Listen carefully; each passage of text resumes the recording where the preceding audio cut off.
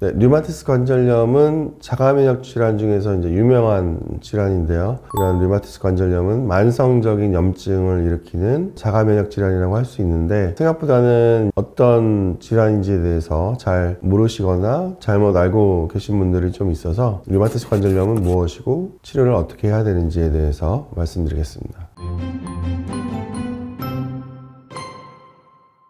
류마티스 관절염은 생각보다는 유전이 잘 되는 질환은 아니어서, 내가 류마티스 관절염을 갖고 있다고 해서 자녀분이 일반인보다 더 잘 생기거나 그런 것은 아니기 때문에 유전되는 부분에 대해서는 큰 걱정은 하지 않으셔도 될 것 같고요. 류마티스 관절염으로 치료를 받으시다가 나중에 임신을 이제 계획하는 그런 분도 계신데, 메토트렉세이트 같은 경우에는 최소 3개월 정도는 약을 끊은 이후에, 레플루노마이드 같은 경우에는 6개월 정도는 최소 끊고 임신 시도를 하시는 것이 중요합니다. 왜냐하면 약물들로 인해서 태아에 안 좋은 영향을 미칠 수 있기 때문에 약물을 끊고 어느 정도 시간이 흐른 다음에 임신 계획을 세우시는 것이 좋을 것 같고, 그리고 증상이 심해서 약물을 지속적으로 복용을 해야 되는 경우에는 임신 시에도 복용할 수 있는 약물들로 치료를 하시는 것이 좋은데, 임신 시에도 쓸 수 있는 약물들은 효과가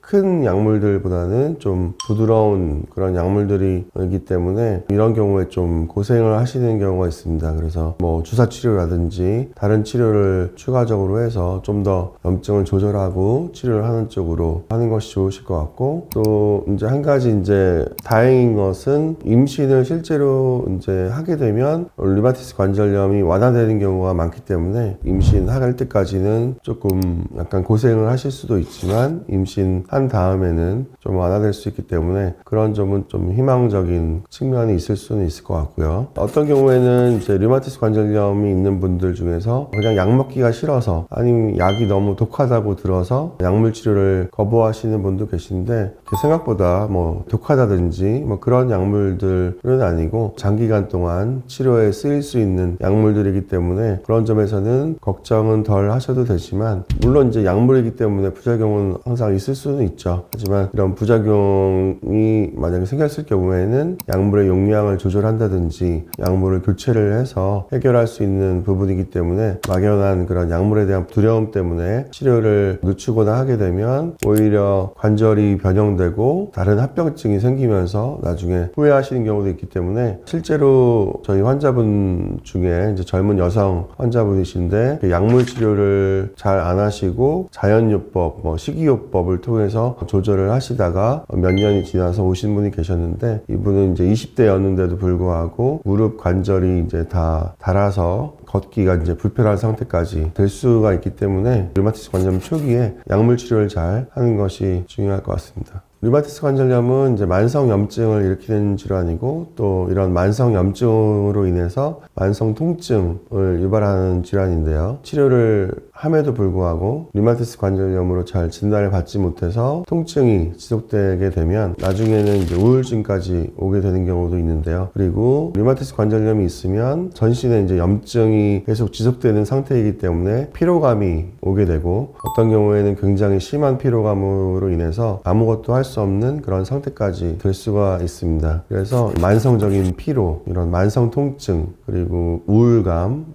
이런 것들이 생길 수가 있는데, 예를 들어서 10년, 20년 동안 만성 통증이나 이런 만성적인 우울감으로 고생하시던 분들도 막상 치료가 잘 돼서 증상이 호전되면 통증이나 이런 우울감도 생각보다 빠르게 개선되는 경우가 꽤 많이 있기 때문에, 이런 경우라고 할지라도 치료를 잘 받게 되면 이런 만성 통증이나 만성 우울감에서 해방이 될 수 있을 것 같고, 또 이제 류마티스 관절염 진단을 받은 이후에 초기에 치료를 잘 하게 되면 만성 통증이나 이런 만성 우울감을 미리 이제 예방하는 그런 방법이 될 수 있을 것 같습니다.